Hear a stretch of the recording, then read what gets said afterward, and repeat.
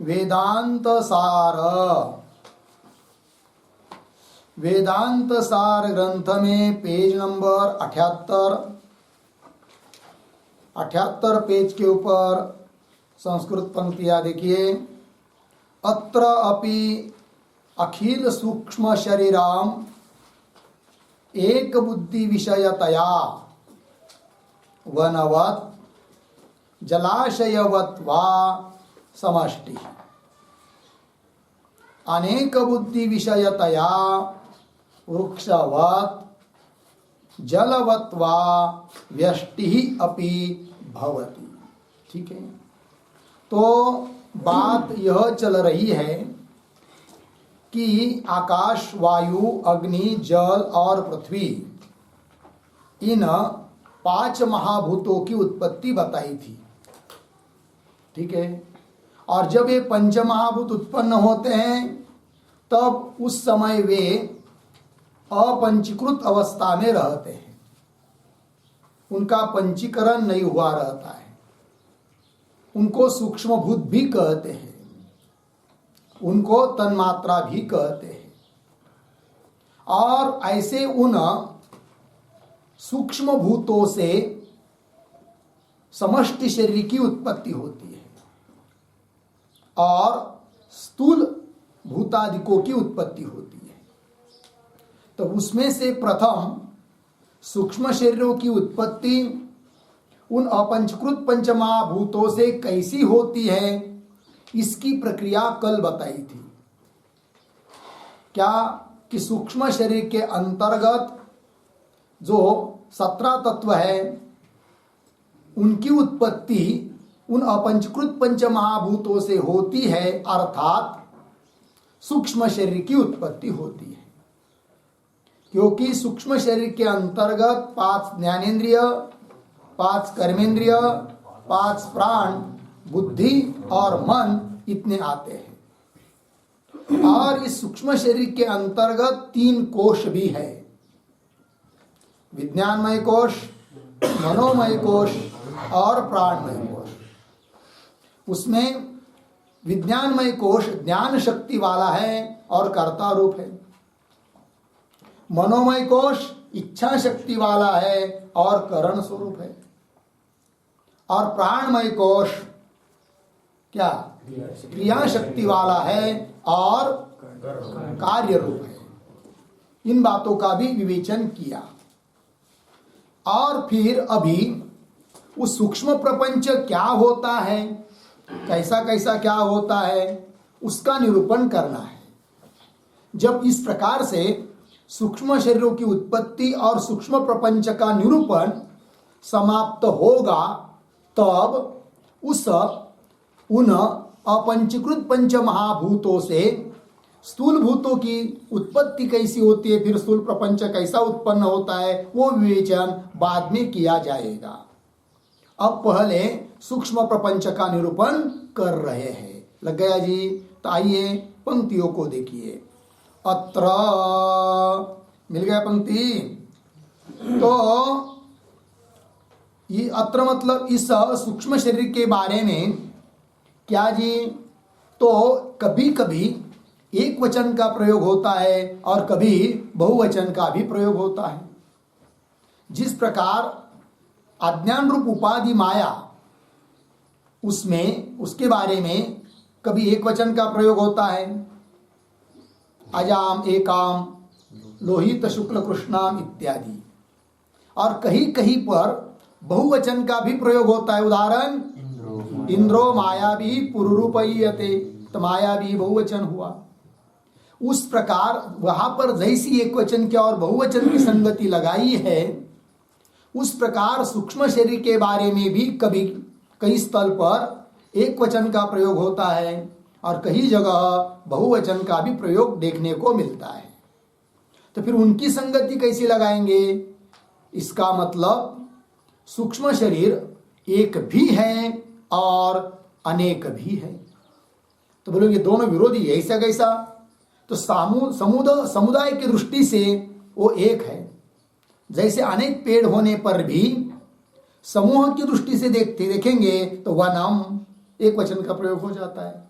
और वन मतलब क्या, वृक्षों को छोड़कर थोड़ी है, किंतु एकत्व का व्यवहार हो जाता है। और एक एक वृक्षों को लेकर व्यवहार जब होता है तो वृक्षाः सन्ति, तो बहुवचन का प्रयोग होता है। उस प्रकार यहाँ पर भी सूक्ष्म शरीर के बारे में कहीं पर एक जगह एक वचन का प्रयोग, कहीं पर बहुवचन का प्रयोग, फिर वो संगति कैसी है, तो उस बात को स्पष्ट करने के लिए अब ग्रंथकार बता रहे पंक्तियों को देखिए।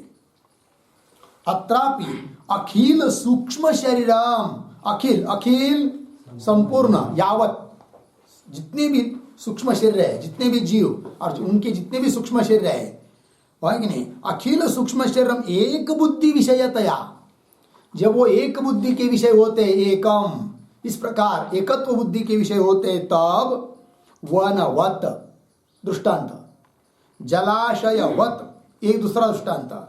तो बहुत सारे पेड़ होने पर भी वनम एक वचन का प्रयोग है, बहुत सारे बीच बीच में जल जल होने पर भी, जलबुंद होने पर भी जलाशय एक वचन का प्रयोग होता है। तो वनवत जलाशयवत्वा समष्टि, है कि नहीं। तो समष्टि क्यों, तो बीच में तो दृष्टांत हुए, पीछे हेतु हुआ क्या, एक बुद्धि विषयतया, किसके बारे में, अखिल सूक्ष्म शरीरम, समस्त सूक्ष्म शरीरों के संदर्भ में एक बुद्धि का विषय जब वो सभी सूक्ष्म शरीर होते हैं, तब उनको कहेंगे समष्टि सूक्ष्म शरीर। क्या जी, समष्टि सूक्ष्म शरीर। तो सूक्ष्म शरीर के भी फिर दो भेद हो रहे हैं, समष्टि सूक्ष्म शरीर, व्यष्टि सूक्ष्म शरीर। तो सभी के सूक्ष्म शरीर को लेकर यदि व्यवहार होता है तो वो हो जाएगा समष्टि सूक्ष्म शरीर, और एक एक जीव के सूक्ष्म शरीर को लेकर व्यवहार होता है तो वो हो जाता है क्या, व्यष्टि सूक्ष्म शरीर। देखिए भाई, एक बुद्धि विषयतया वनवत जलाशयवद वा समष्टि, अर्धविराम। फिर आगे अनेक बुद्धि विषयतया, जब वो अनेक बुद्धि के विषय हो जाते हैं तब वृक्षवत जलवत वा, ये दो दृष्टांत हुए। व्यष्टि, तो अनेक बुद्धि विषयतया व्यष्टि अपि भवति, वो व्यष्टि भी हो जाते हैं। तो ये सूक्ष्म शरीर व्यष्टि भी है, समष्टि भी है। लग गया पंक्ति। तो समष्टि कैसे और व्यष्टि कैसे, तो जो आगे पद है ना, व्यष्टि ही अपि भवति, तो व्यष्टि इसके ऊपर एक वाक्य लिखते हैं, तो लिखते हैं अनेकेषां जीवानां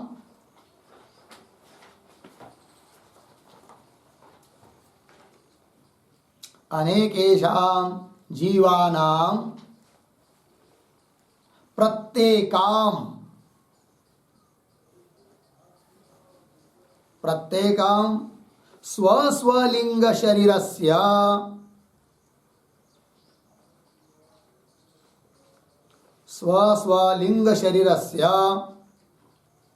स्वस्वबुद्धि विषयत्वेन,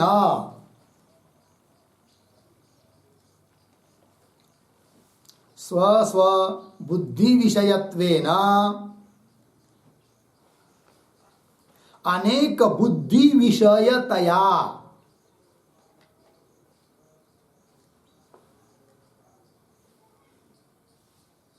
अनेक बुद्धि विषयतया व्यष्टित्वं भवति इत्यर्थः।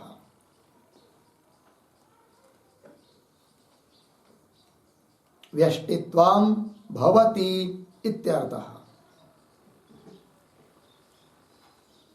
ठीक है, देखिए अर्थ। अनेकेषां जीवानां, जीव अनंत है, अनेक है, किंतु प्रत्येकम स्वस्वलिंग शरीरस्य, प्रत्येक का जो अपना अपना लिंग शरीर है, सूक्ष्म शरीर है, वो अपने बुद्धि का विषय है। तो स्वस्व बुद्धि विषयत्वेन, एक एक बुद्धि का विषय है वो, ठीक है ना।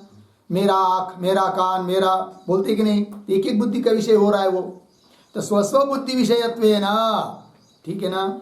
फिर एक एक स्वस्व बुद्धि का विषय होने के कारण, तो आपके बुद्धि का विषय आपका लिंग शरीर, उनके बुद्धि का विषय उनका लिंग शरीर, उनके बुद्धि का विषय उनका लिंग शरीर, ऐसे एक एक करके कितने हुए, अनेक हुए। तो अनेक बुद्धि का विषय बन गया फिर वो सूक्ष्म शरीर। तब वो हो गया क्या? व्यष्टि। अनेक बुद्धि का विषय होने से, ठीक है ना? पंक्ति को देखिए, अनेकेषां जीवाणां प्रत्येकं स्वस्वलिंग शरीरस्य स्वस्व बुद्धि विषयत्वेन अनेक बुद्धि विषयतया। आपके बुद्धि का विषय, उनके बुद्धि का विषय, उनके बुद्धि का विषय, अनेक बुद्धि का विषय हुआ। और अनेक बुद्धि का विषय जब होता है तब वो क्या हो जाता है? फिर व्यष्टि। जैसे ये वृक्ष, वो वृक्ष, वो वृक्ष, वो वृक्ष, अनेक बुद्धि का विषय हुआ, तो एक एक वृक्ष लिया गया तो वो हो गया व्यष्टि। और सभी वृक्षों को दृष्टि में रखकर एक शब्द प्रयोग हो जाता है, एक वचन वनम, तो वो हो जाता है क्या? समष्टि। ये बात हो गई। तो आइए मूल में, तो अत्रापि अखिल सूक्ष्म शरीरम एक बुद्धि विषयतया वनवत जलाशय वद्वा समष्टि ही। और अनेक बुद्धि विषयतया, तो अनेक बुद्धि का विषय कैसा बनता है सूक्ष्म शरीर, ये आपको लिख के दिया। तो अनेक बुद्धि विषयतया वृक्षवत जलवत वा व्यष्टि अपि भवति। तो व्यष्टि अपि भवति, इसके बारे में लिख के दिया। किंतु पहले वाक्य में जो आया है ना समष्टि ही, तो उसके लिए आप देखिए, आपके इसी पेज पर 78 पेज के ऊपर टीका में ऊपर से तृतीय पंक्ति, टीका में अर्थात नीचे से हो जाएगा 1 2 3 4 नंबर की पंक्ति, नीचे से 78 पेज पर अंतिम में आया है शब्द चराचर प्राणी मात्रस्य, मिल गया? तो वहां से पढ़ते 2-3 पंक्ति को, ठीक है ना? तो वहां पर संकेत करके रख सकते हैं। समष्टि के ऊपर उधर मूल में रखना है संकेत, और इधर संकेत करना है। और कहाँ से कहाँ तक पढ़ा टीका में, उसको थोड़ा चिन्ह करके रखेंगे तो बाद में भी आपको काम आएगा।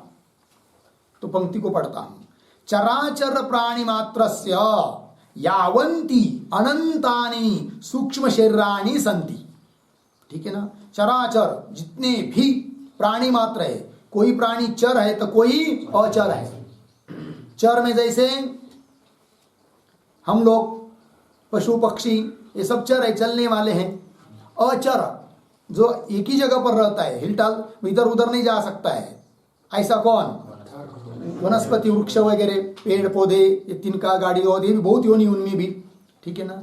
उनको प्यास भी लगी धूप में, गर्मी के दिन में, और दिखाई दे रहा है ऊपर से कि वो मुलेगांव की तरफ धरण भरा हुआ है पानी से, अब पानी नहीं मिल रहा है हमको, चलो वहां जाकर पी के आते, जा नहीं सकता। कौन? वृक्ष। वहीं पर उसको रहना पड़ता है, ठीक है ना जी? वृक्ष योनि पाप योनि कहा गया है, और उसमें भी बहुत ज्यादा पाप रहेगा तो स्मशान का वृक्ष, उसमें भी बरगद का पेड़ है कि नहीं, कई सालों साल रहता है स्मशान में, स्मशान का धुआं लगेगा, वहां के कौवे आकर बैठेंगे, ठीक है ना? पाप योनि बहुत सारे, ठीक है? चलिए फिर, तो चराचर प्राणी मात्रस्य, सभी प्राणियों का जितने भी लिंग शरीर है, लगा? पंक्ति को देखिए, चराचर प्राणी मात्रस्य, मिला?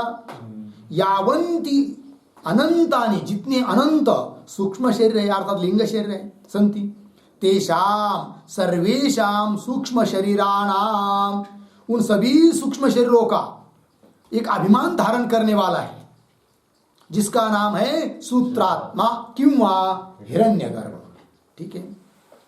तेषाम सर्वेषाम सूक्ष्म शरीराणाम सूत्रात्मना, सूत्र के रूप से, हिरण्यगर्भाख्येन प्राणेन, उसको प्राण भी कहते, हिरण्यगर्भ भी कहते, सूत्रात्मा भी कहते।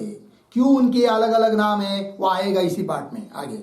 सूत्रात्मना हिरण्यगर्भाख्येन प्राणेन स्वीय एक बुद्ध्या, उसके अपनी एक बुद्धि से विषय किया है सभी के सूक्ष्म शरीर को। ठीक है? पंक्ति देखिए, स्वीय एक बुद्ध्या विषय कृतत्वात् वनवत जलाशयवत वा समष्टित्वा, तो हो जाता है फिर क्या? समष्टि। तो सभी के लिंग शरीर का अभिमान धारण करने वाला जो एक चेतन जीव है, जिसका नाम हिरण्यगर्भ है, तो वो क्या हो गया? हिरण्यगर्भ के रूप में सभी के सूक्ष्म शरीर क्या हो गए? समष्टि।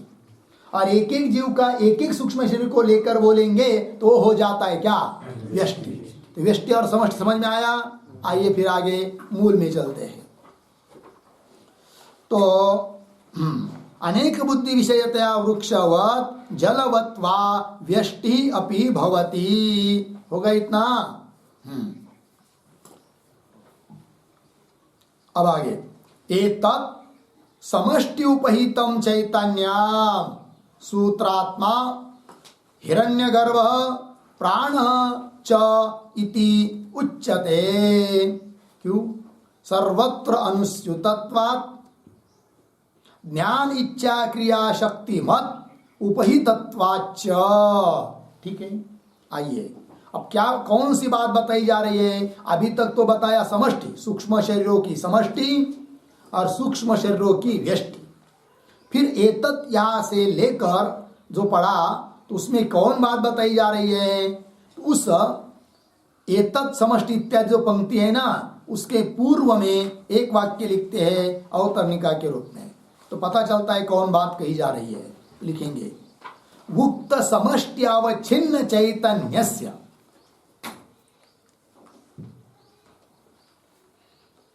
उक्त समष्ट्यावच्छिन्न चैतन्यस्य,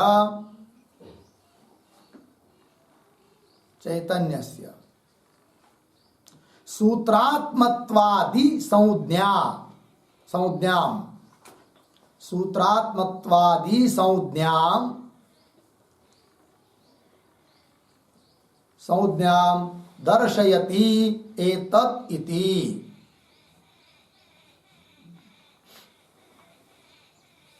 सूत्रात्मत्वादि संज्ञाम दर्शयति एतत् इति हो गया।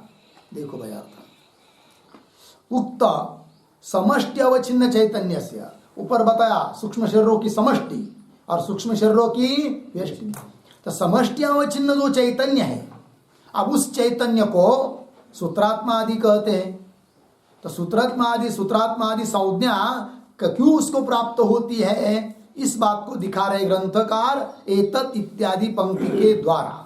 तो आइए फिर मूल में, तो एतत् समष्टि उपहितम चैतन्य, यह जो समष्टि सूक्ष्म शरीर उपहित चैतन्य, अर्थात समष्टि सूक्ष्म शरीर है उपाधि जिसकी, उस उपाधि अवच्छिन्न चैतन्य को बोलते हैं क्या? सूत्रात्मा एक नाम, हिरण्यगर्भ ये दूसरा नाम, और प्राण च इति उच्यते, ये तीन नाम उसको प्राप्त हो जाते हैं।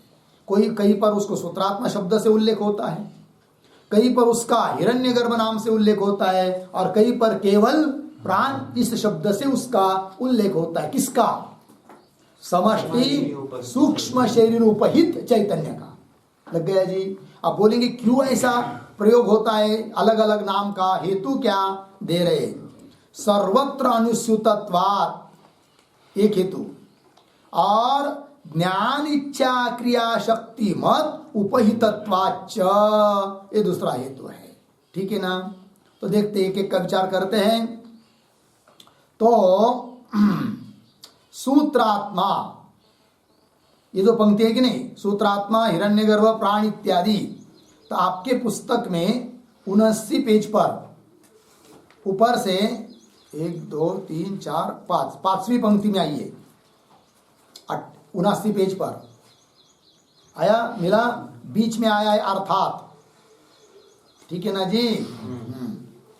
तो उसके आगे देखते हैं, निमित्त त्रयेण अयम त्रिविधः व्यपदेशः, मिला पंक्ति, निमित्त त्रयेण अयम त्रिविध व्यपदेश, व्यपदेश निर्देश उल्लेख, तीन नाम का उल्लेख हुआ है कि नहीं?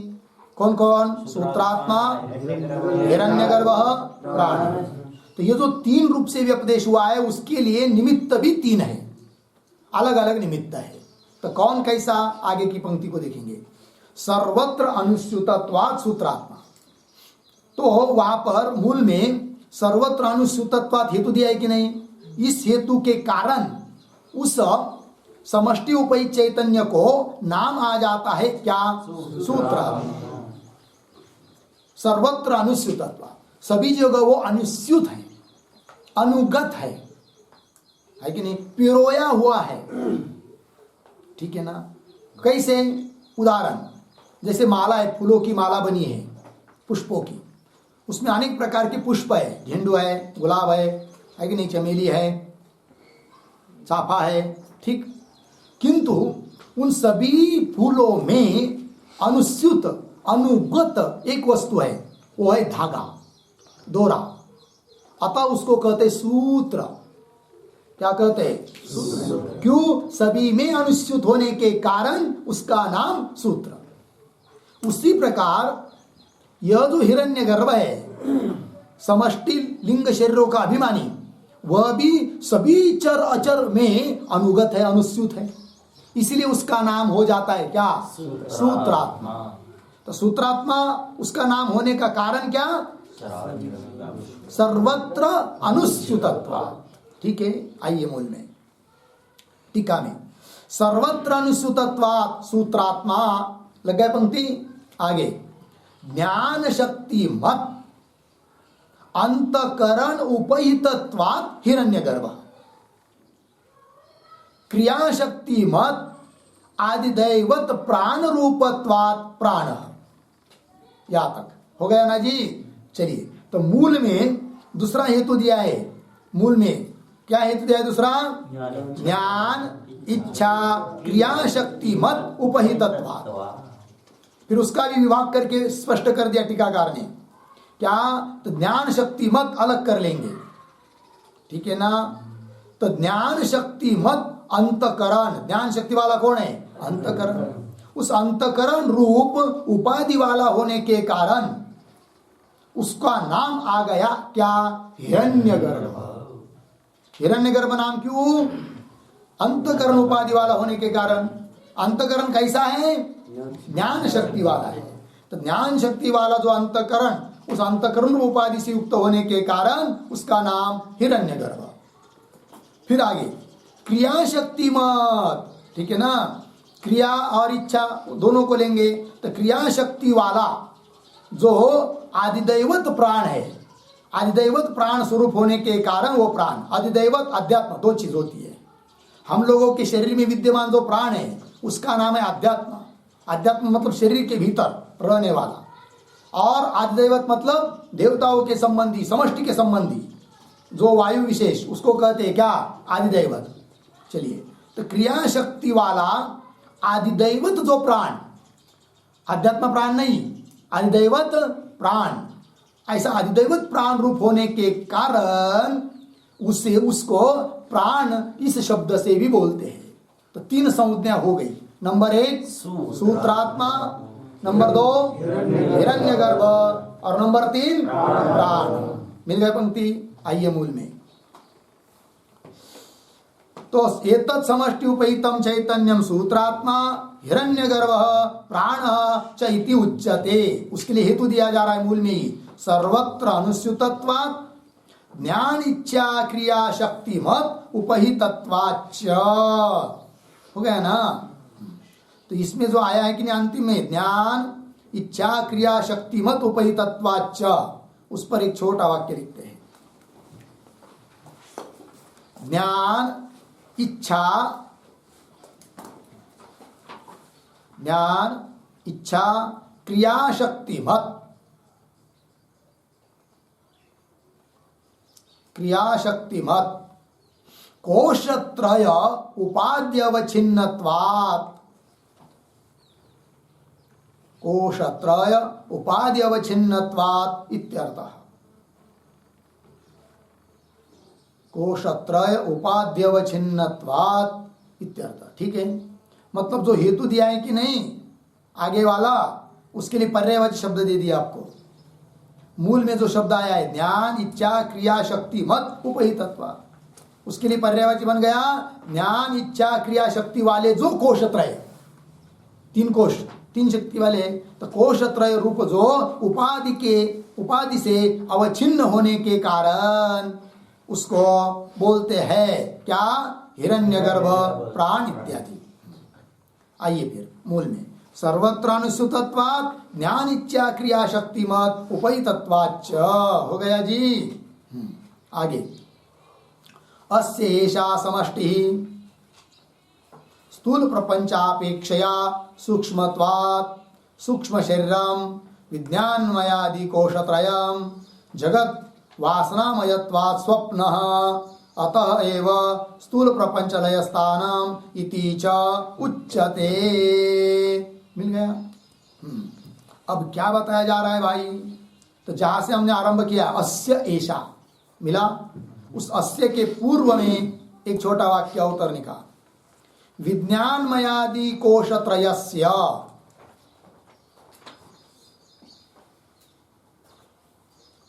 विज्ञानमयादि कोशत्रयस्य सूक्ष्म शरीरतां दर्शयति।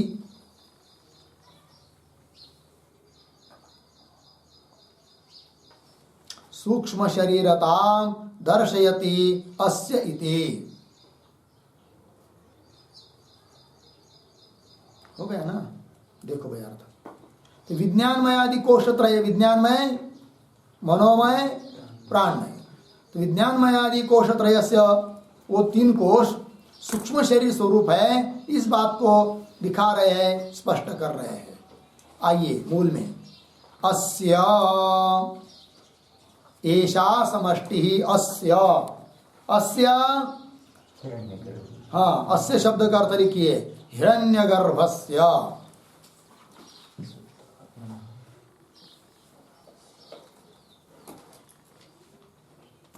हो गया? देखिए भाई, अस्य एषा समष्टि, इस हिरण्यगर्भ की यह जो समष्टि है वो कैसी है?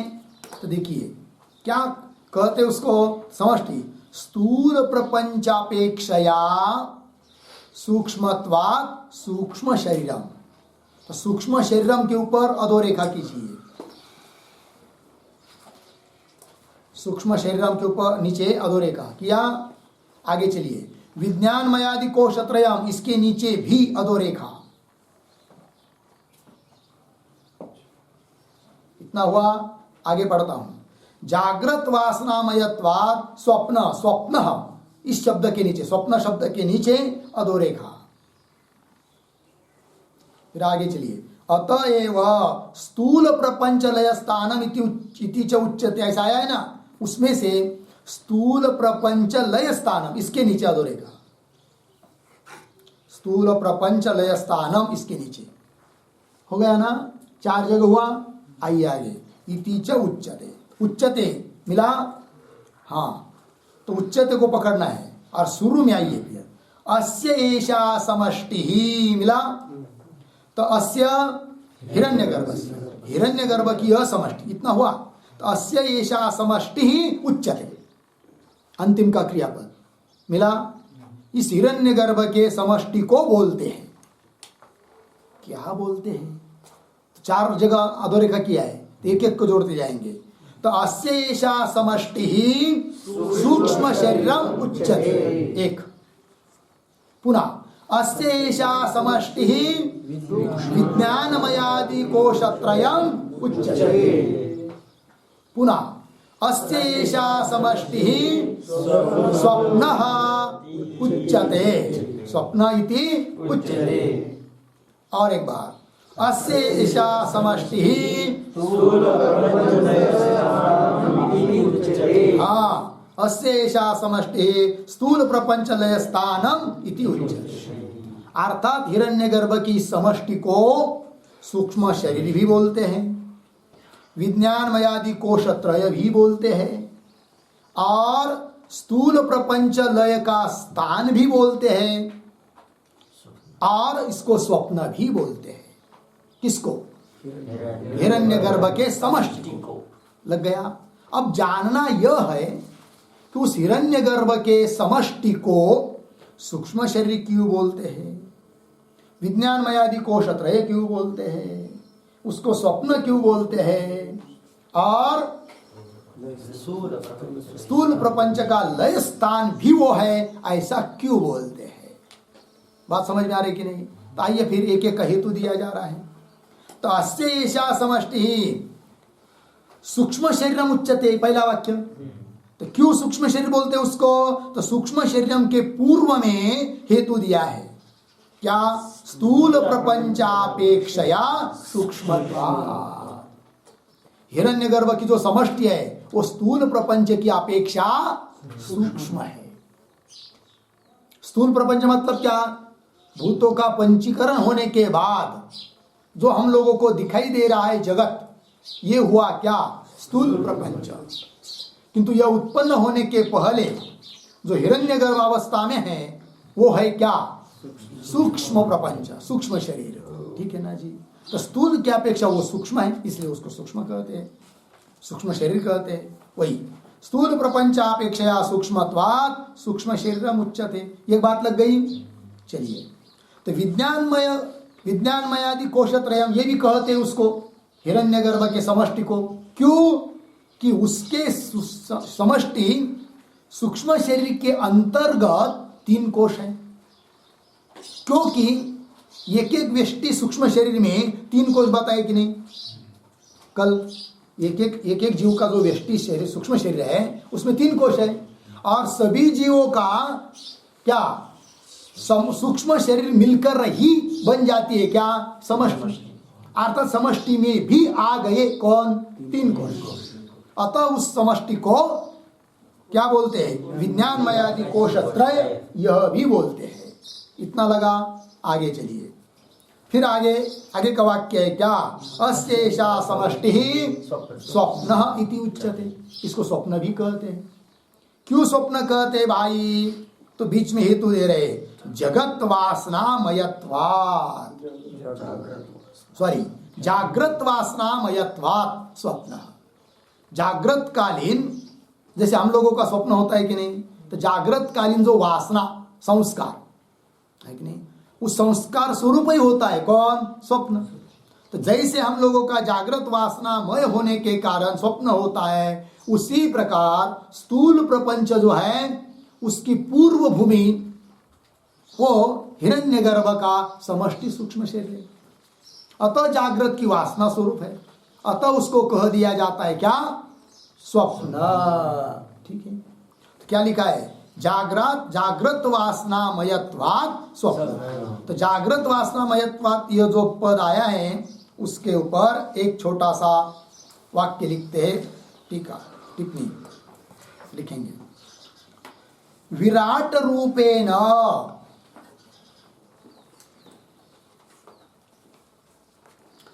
रूपेण अनुभूत स्थूल प्रपंच विषयक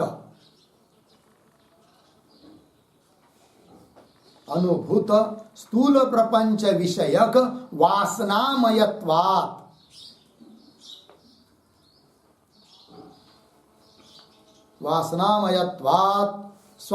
अस्य स्वप्नत्वम् इत्यर्थः। अस्य स्वप्नत्वम् इत्यर्थः। ठीक है, देखिए भाई,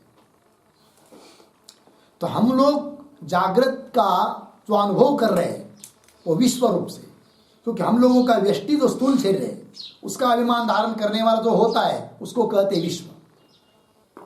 जीव का एक नाम है स्थूल शरीर का अभिमान धारण करने वाला, और एक होता है विराट। तो समष्टि स्थूल शरीर का अभिमान धारण जो करता है वो विराट। तो विराट के रूप में अनुभूत, जैसे हम लोगों को विश्व के रूप में सामान्य थोड़ी सी जागृत के रूप में अनुभूत होता है कौन? स्थूल प्रपंच, और उसका संस्कार से स्वप्न पड़ता है। उस प्रकार विराट रूप से अनुभूत जो स्थूल प्रपंच है कि नहीं, तो स्थूल प्रपंच विषय जो वासना संस्कार, उस वासना को क्या वासनामय स्वप्न है, वासनामय हिरण्यगर्भ का सूक्ष्म शरीर है, अतः उसको कहते हैं क्या? स्वप्न। ठीक है, पंक्ति की विराट रूपेण अनुभूत स्थूल प्रपंच विषयक जो वासना, उस वासनामय होने के कारण अस्य उस हिरण्यगर्भ का जो समष्टि सूक्ष्म शरीर है उसको कहते हैं क्या? स्वप्न। लग गया जी। आइए मूल में, जागृत वासनामयत्वात् स्वप्न। आगे, अतः एव स्थूल प्रपंच लय स्थानम इति च उच्यते। अतः एव मतलब क्या भाई? अतः एव शब्द का अर्थ लिखिए। अतः एव मतलब यतः स्वप्नत्वम्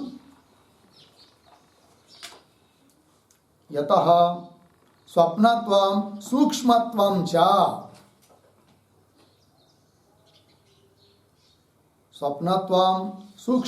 च अतः एव।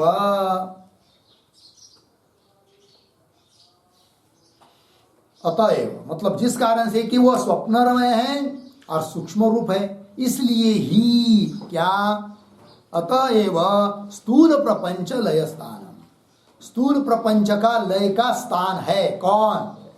अस्य ऐसा समष्टि, उस हिरण्यगर्भ की जो समष्टि है वह क्या है? स्थूल प्रपंच का लय का स्थान है। स्थान इति च उच्यते। हो गया ना इतना? ये बात हो गई। फिर आगे अब तक दो रूप बताए थे, समष्टि सूक्ष्म शरीर का अभिमानी हिरण्यगर्भ, उसके बारे में चर्चा हुई। अब व्यष्टि जो सूक्ष्म शरीर है उसके बारे में क्या, तो वो अब पंक्ति आ रही आगे, एतद व्यष्टि उपहितम चैतन्यम, मिल गया पंक्ति। तो अब उस एतद के पूर्व में एक छोटा वाक्य लिखते हैं अवतरणिका के रूप में।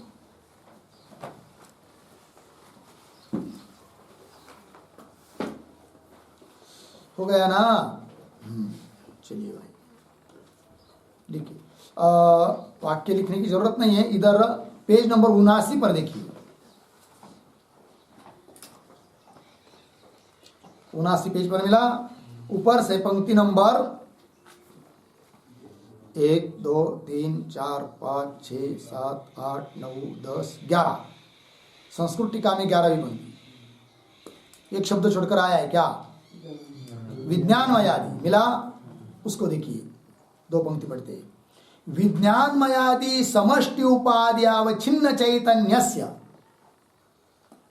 हिरण्यगर्भत्वं प्रतिपाद्य। अभी तक क्या प्रतिपादन किया वो बात बता रहे हैं। तो विज्ञानमयादि जो समष्टि उपाधि, ध्यान दीजिए, विज्ञानमयादि जो समष्टि उपाधि अर्थात समष्टि लिंग शरीर वही उपाधि।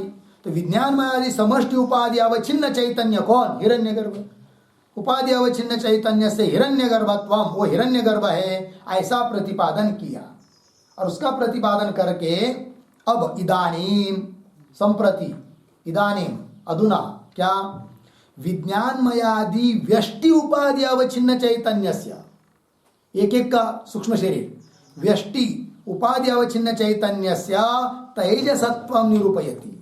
वो तेजस है, इस बात का निरूपण कर रहे हैं। तो समष्टि सूक्ष्म शरीराभिमानी हिरण्यगर्भ, व्यष्टि सूक्ष्म शरीराभिमानी तेजस, तेजस नाम आ गया, लग गया जी। हिरण्यगर्भ समष्टि का अभिमानी, तेजस व्यष्टि का अभिमानी, हो गया। इस बात को कह रहे अब एतत् इत्यादि पंक्ति के द्वारा। आइए मूल में, एतत् व्यष्टि उपहितम चैतन्यम तेजसो भवति। क्यों? तेजोमय अंतकरण उपहितत्वात्। मिल गया पंक्ति? थोड़ा अन्वय। एतद् व्यष्टि उपहितम चैतन्यम तेजोमय अंतकरण उपहितत्वात् तेजसः भवति। ठीक है, अर्थ देखिए भाई। एतद् व्यष्टि उपहितम चैतन्यम, एतद्, एतद् मतलब एतत् शब्द का अर्थ लिखिए क्या? विज्ञानमयादि, एतत् का अर्थ तो क्या बन जाएगा? एतद् व्यष्टि उपहितम मतलब विज्ञानमयादि व्यष्टि उपहितम चैतन्यम। विज्ञानमयादि जो एक एक है व्यष्टि, उस व्यष्टि से, व्यष्टि रूप उपाधि से युक्त जो चैतन्य, उसको तेजस बोलते। कारण तेजोमय अंतकरण उपहितत्वात् तेजस भवति। तेजोमय, तेजोमय शब्द का अर्थ लिखिए वासनामय।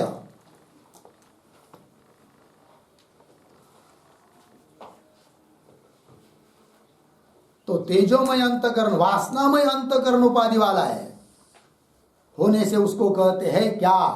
तेजस। ठीक है, तो उधर नाम आ गया क्या? हिरण्यगर्भ, इधर तेजस। और आगे चलिए अभी। अस्य अपि इयं व्यष्टि स्थूल शरीरापेक्षया सूक्ष्मत्वात् इति हेतोः एव सूक्ष्म शरीरम, सूक्ष्म शरीरम के नीचे अधोरेखा। फिर आगे विज्ञानमयादि कोशत्रयम, इसके नीचे भी अधोरेखा। फिर आगे जागृत वासनामयत्वात् स्वप्न, स्वप्न के नीचे अधोरेखा। फिर आगे अतएव स्थूल शरीरस्य, स्थूल शरीर लय स्थानम, तो स्थूल शरीर लय स्थानम इसके नीचे अधोरेखा। इति च उच्यते, उच्यते को पकड़िए फिर। और आरंभ में आइए, वाक्य के आरंभ में क्या, अस्यापि इयं व्यष्टि, मिला अस्य, अस्य, हाँ तो लिख के रखिए अस्य के ऊपर तेजसस्य। उस तेजस की उपाधि कौन है, व्यष्टि, तो वही लिखिए। देखिए अस्यापि इयं व्यष्टि, मिला, वाक्य के आरंभ में शब्द मिले क्या, इस तेजस की भी जो यह व्यष्टि है, उस व्यष्टि उच्चते, व्यष्टि को बोलते हैं। क्या बोलते हैं व्यष्टि को, तो बीच बीच में आया है अधोरेखा किया हुआ, क्या, सूक्ष्म शरीरम, विज्ञानमयादि कोशत्रयम, स्वप्न, स्थूल शरीर लय स्थान। तो अलग अलग 4 वाक्य बन जाएंगे। अस्यापि इयं व्यष्टि सूक्ष्म शरीरम उच्यते, अस्यापि इयं व्यष्टि विज्ञानमयादि कोशत्रयम उच्यते, अस्यापि इयं व्यष्टि स्वप्नः इति उच्यते, अस्यापि इयं व्यष्टि हाँ स्थूल शरीर लय स्थानम इति च उच्यते। हो गया। अब इस व्यष्टि, तेजस की जो व्यष्टि है सूक्ष्म शरीर, उसको सूक्ष्म क्यों बोलते हैं भाई, तो कारण दे रहे, हेतु दे रहे, आगे देखिए। अस्यापि इयं व्यष्टि स्थूल शरीर अपेक्षया सूक्ष्मत्वात्, स्थूल शरीर की अपेक्षा क्या है, वो सूक्ष्म है। इति हेतु, इस हेतु के कारण, ऐसा हेतु होने से, हेतु हो एव सूक्ष्म शरीरम, उसको सूक्ष्म शरीर कहते हैं। लग गया जी कि नहीं, स्थूल शरीर की अपेक्षा सूक्ष्म है कि नहीं, कौन, सूक्ष्म शरीर। जैसे अब हम लोगों को दरवाजे के बाहर जाना है, तो क्या करना पड़ेगा, दरवाजा को खोलना पड़ेगा, तब हम बाहर जा पाएंगे, स्थूल शरीर को बाहर ले जा पाएंगे, बराबर। किंतु सूक्ष्म शरीर को बाहर ले जाना है, तब दरवाजा खोलने की जरूरत नहीं, दरवाजा बंद है, दरवाजे में एक फट है, क्या क्या बोलते हैं, छिद्र है छोटा सा, और आंख से देख रहे हैं ऐसा लगाकर, क्या है, तो बाहर का दिखाई दे रहा है, तो नेत्र भी क्या सूक्ष्म शरीर के अंतर्गत है कि नहीं, तो गया बाहर कौन, नेत्र, अर्थात सूक्ष्म शरीर का एक भाग गया, सूक्ष्म शरीर गया। तो सूक्ष्म शरीर को बाहर ले जाने के लिए दरवाजा खोलने की जरूरत है क्या, नहीं। इसका मतलब स्थूल कौन हुआ, स्थूल शरीर है कि नहीं, और सूक्ष्म कौन हुआ, सूक्ष्म शरीर। तो स्थूल शरीर की अपेक्षा वो सूक्ष्म है कि नहीं, तो वही कह रहे, देखिए अस्यापि इयं व्यष्टि स्थूल शरीर अपेक्षया, स्थूल शरीर की अपेक्षा से सूक्ष्म है, सूक्ष्म होने के कारण इसी हेतु से उसको कहते हैं सूक्ष्म शरीरम। लग गया जी। प्रश्न आ सकता है, 17 तत्व का जो लिंग शरीर है उसको सूक्ष्म शरीर क्यों कहते हैं, बराबर। फिर प्रश्न आ सकता है, उस लिंग शरीर को स्वप्न क्यों कहते हैं, इस प्रकार से, ठीक है ना। हाँ 200 प्रश्न आ सकते हैं, आधा मार्क के लिए एक प्रश्न, तो 100 नहीं, कितना 100 मार्क का पेपर है ना, 200 प्रश्न, तो एक प्रश्न के लिए कितना मार्क, आधा मार्क। समझ में आया, चलिए भाई। अस्यापि इयं व्यष्टि स्थूल शरीर अपेक्षया सूक्ष्मत्वात् इति हेतु एव सूक्ष्म शरीर। लग गया। आगे चलिए। विज्ञानमयादि कोशत्रयाम, इसी को क्या कहते हैं, विज्ञानमयादि कोश, क्योंकि इसके अंतर्गत 3 कोश है, वो बता चुके हैं। फिर आगे जागृत वासनामयत्वात् स्वप्न, इसको स्वप्न क्यों कहते हैं, जागृत वासनामय होने के कारण, ठीक है ना। तो जागृत वासनामय कैसे है, उस पर स्वप्न के ऊपर एक वाक्य लिखते थोड़ा लिखते। विश्व चैतन्येन,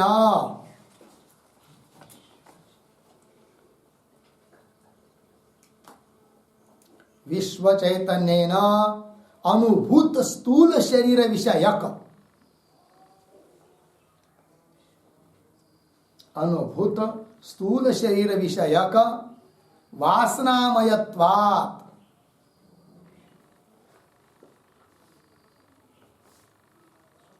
वासनामयत्वात् स्वप्नत्वम् इत्यर्थः।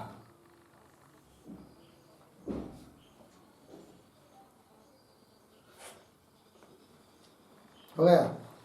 अर्थ देखिए भाई, विश्व चैतन्य ना, विश्व चैतन्य मतलब कौन? स्थूल शरीर अभिमानी चैतन्य, जीव, ठीक है ना। विश्व चैतन्य न अनुभूत, हम लोग जागृत अवस्था में अनुभव कर रहे कि नहीं, ये घट है, पट है, मठ है आदि आदि करके, वो सब संस्कार अंतकरण में रहते हैं और उसी के निमित्त से पड़ता है क्या? स्वप्न। और स्वप्नावस्था में सूक्ष्म शरीर ही वहां पर अनुभव करने वाला है, इसलिए उसको कहते हैं क्या? स्वप्न। ठीक है, चलिए। विश्व चैतन्य न अनुभूत स्थूल शरीर विषयक वासनामय, वासनामय होने के कारण इसको स्वप्न भी कहते हैं। ठीक है, आइए, जागृत वासनामयत्वात् स्वप्न, इतना लगा। तो ये स्वप्न पद आया है ना, उस पर थोड़ा समझना है हम लोगों को। तो क्या समझना है? तो आपके पेज नंबर 79 पर नीचे से 1, 2, 3, 4 और 5वीं पंक्ति में अंतिम आया है। क्या आया है 5वीं पंक्ति में अंतिम? अयम स्वप्न, वहां से देखेंगे, 2-3 पंक्ति को पढ़ते हैं। अयम स्वप्न न स्मृति, ये जो स्वप्न है ना, ये स्मृति नहीं है। क्यों? अपरोक्ष अवभासितत्वात्, अपरोक्ष वहां पर पदार्थ दिखाई देते हैं स्वप्न में, अतः उसको स्मृति नहीं कह सकते। स्मृति के विषय प्रत्यक्ष नहीं होते हैं, वो परोक्ष होते हैं, और यहां पर स्वप्न के विषय प्रत्यक्ष होते हैं, अतः स्वप्न को स्मृति नहीं कह सकते। बराबर?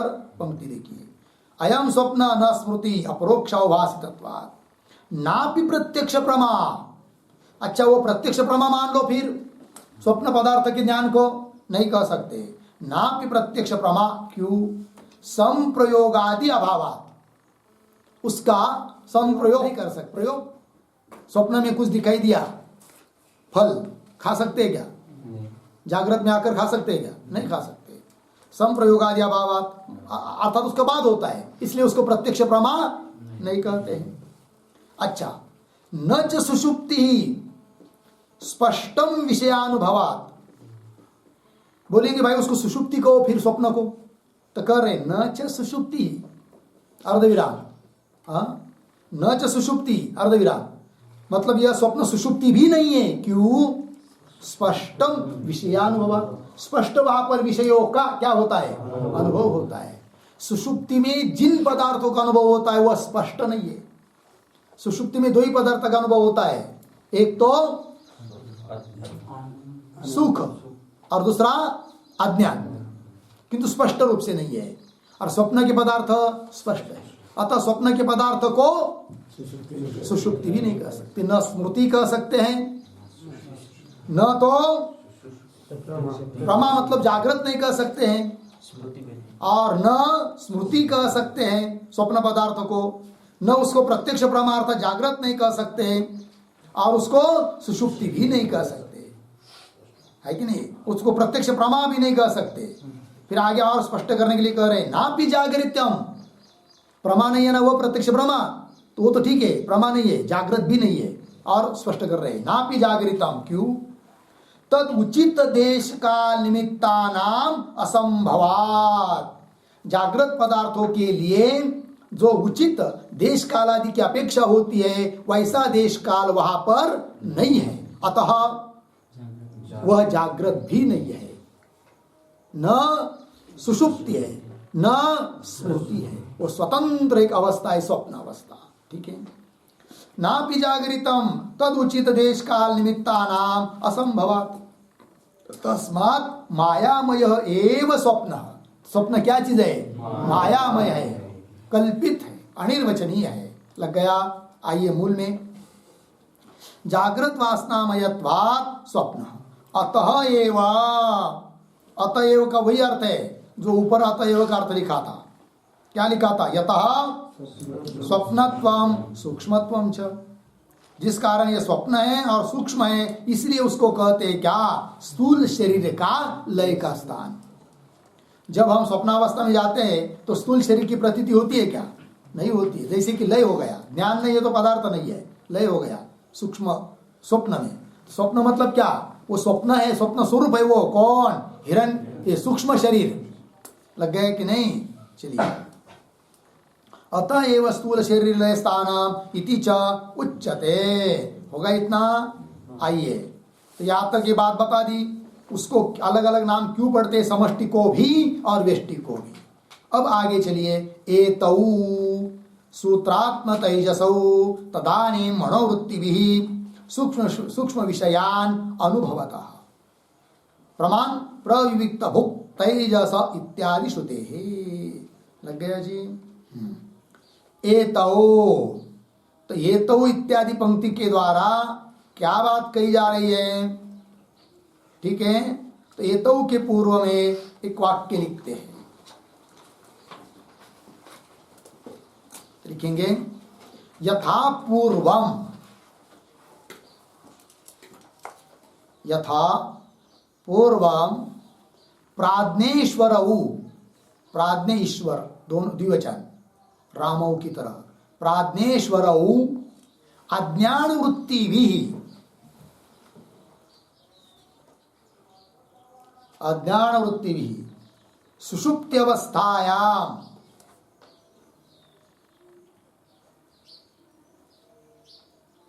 सुषुप्त्यवस्थायाम आनंदम अनुभवतः,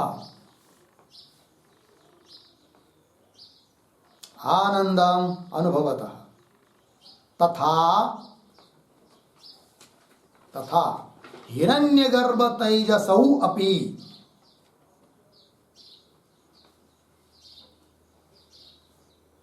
हिरण्यगर्भ तैजसौ अपि स्वप्नावस्थायाम, स्वप्नावस्थायाम सूक्ष्माभिः मनोवृत्तिभिः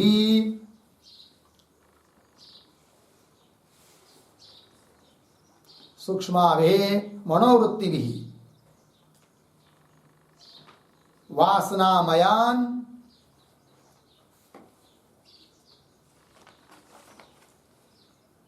वासनामयान सूक्ष्म शब्दादि विषयान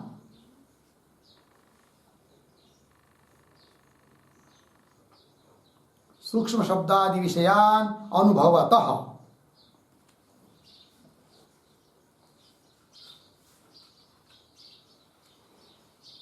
अनुभवतः इति दर्शयते।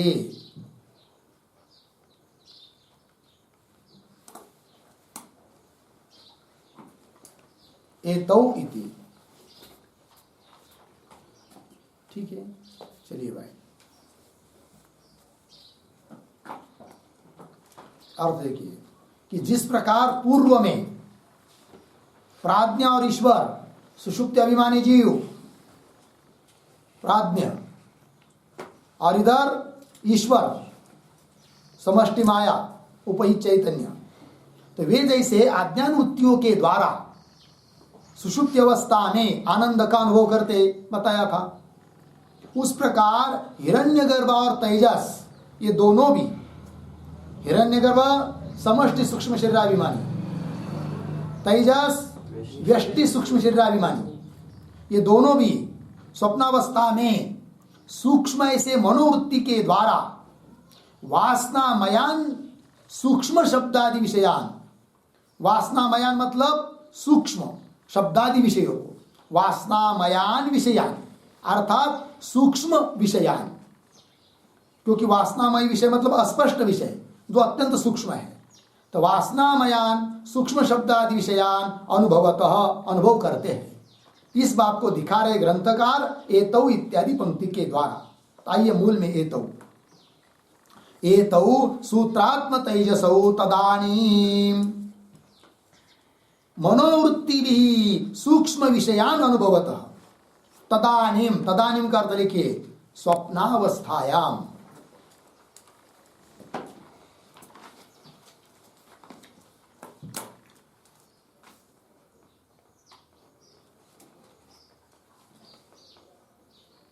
ठीक है, स्वप्नावस्थायाम। अब जीव की स्वप्नावस्था तो सबको मालूम है कि नहीं? क्या है जीव की स्वप्नावस्था? सुषुप्ति और जागृत के बीच की अवस्था, जब गाढ़ सोए हुए हैं, अब जागृति नहीं आई है, सुषुप्ति हट गई, सुषुप्ति के बाद में जागृत के पहले जो अवस्था आती है उसका नाम है क्या? स्वप्नावस्था, हम लोगों की। किंतु हिरण्यगर्भ की स्वप्नावस्था वो क्या चीज है, तो उसको भी समझेंगे। क्या? तो महाप्रलय जब होता है तो महाप्रलय के बाद फिर नया स्थूल जगत उत्पन्न होने के पहले, होने तक जो बीच वाली अवस्था है वो उसकी है क्या? स्वप्नावस्था। लग गया जी? क्या कि वो हिरण्यगर्भ के अर्थात सूत्रात्मा की सूक्ष्मावस्था कौन सी? प्रलय के बाद में, और स्थूल जगत रूप सृष्टि उत्पन्न होने के पहले तक वो उसकी अवस्था है कौन सी? स्वप्नावस्था हिरण्यगर्भ की। तो आइए फिर मूल में, तो ये दोनों भी सूत्रात्मा और तेजस तदानीम, तदानीम स्वप्नावस्थायाम, स्वप्नावस्था ने मनोवृत्ति के द्वारा सूक्ष्म विषयों का अनुभव करते हैं। उसके लिए प्रमाण, तो प्रमाण दे रहे प्रविविक्त भुक् तेजस इत्यादि श्रुते हैं। तेजस, तेजस कैसा है? प्रविविक्त भुक् है। प्रविविक्त भुक् का मतलब प्रविविक्त विषय अर्थात सूक्ष्म विषय।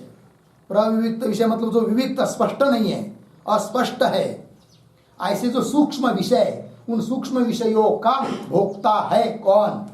तेजस। प्रविविक्त भुक् तेजस इत्यादि श्रुते हैं। लग गए इतना? आगे चलिए। अत्रापि समष्टि व्यष्ट्योः तदुपहित सूत्रात्म तेजसयोः। आगे दृष्टांत, वन वृक्षवत् तदवच्छिन्न आकाशवच्च। दूसरा दृष्टांत, जलाशय जलवत् तदवच्छिन्न तद्गत प्रतिबिंब आकाश आकाशवच्च। मिला? अभेद, अभेद को पकड़िए। फिर किसके साथ आना है अभेद का? पंक्ति को देखिए, अत्रापि समष्टि व्यष्ट्योः अभेद, एक वाक्य मिला। दूसरा वाक्य क्या? तदुपहित सूत्रात्म तेजसयोः अभेद, है कि नहीं? अत्रापि, मिल गया पंक्ति। अत्रापि मतलब कहा भाई? तो जैसे पीछे बताया था वन और वृक्ष का अभेद है, वनावच्छिन्न वृक्षावच्छिन्न आकाश का क्या है? अभेद है। उसी प्रकार व्यष्टि उपाधि अज्ञान और समष्टि उपाधि माया, इनका भी अभेद बताया था, और उस उपहित चैतन्य का भी क्या बताया था? अभेद। उसी प्रकार यहां पर भी व्यष्टि उपाधि, व्यष्टि सूक्ष्म शरीर, समष्टि सूक्ष्म शरीर, इनका भी क्या है? अभेद। क्योंकि व्यष्टि सूक्ष्म शरीर समष्टि सूक्ष्म शरीर को छोड़कर के जा ही नहीं सकता, अभेद है। इतना ही नहीं, तो व्यष्टि सूक्ष्म शरीराभिमानी चैतन्य कौन? व्यष्टि सूक्ष्म शरीराभिमानी चैतन्य कौन? तेजस। और समष्टि सूक्ष्म शरीराभिमानी चैतन्य कौन? हिरण्यगर्भ। उस तेजस और हिरण्यगर्भ का भी क्या है? अभेद। वही पंक्ति बताई जा रही है। अत्रापि समष्टि व्यष्ट्योः, समष्टि सूक्ष्म शरीर, व्यष्टि सूक्ष्म शरीर, इनका भी अभेद है। तदुपहित, उन समष्टि व्यष्टि से उपहित जो सूत्रात्मा और तेजस, उनका भी क्या है? अभेद है। उदाहरण, वन वृक्षवत्, वन और वृक्ष का भेद, और तदवच्छिन्न आकाश, वनावच्छिन्न आकाश, वृक्षावच्छिन्न आकाश, उनका भी क्या है? अभेद। तदवच्छिन्न आकाशवच्च। कि वह दूसरा दृष्टांत, जल और जलाशय, इनका क्या है? अभेद।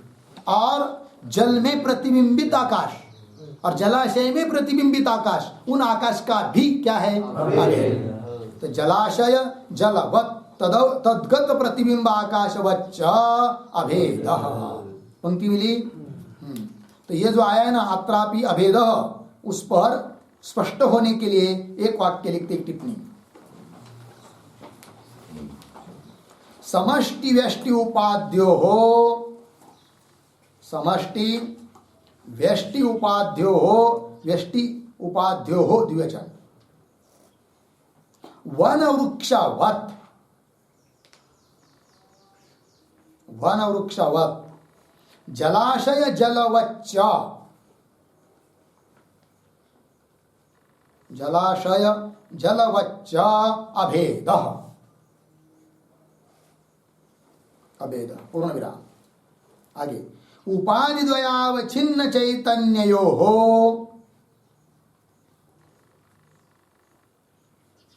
उपाधि द्वयावच्छिन्न चैतन्यो सूत्रात्म तेजसो हो अपि,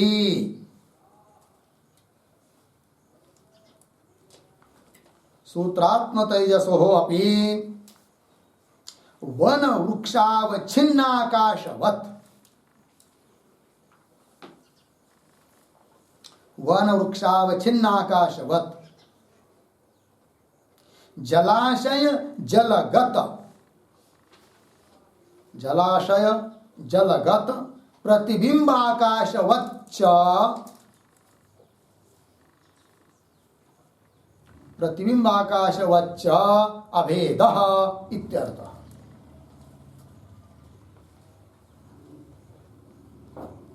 ठीक है, देखिए भाई अर्थ।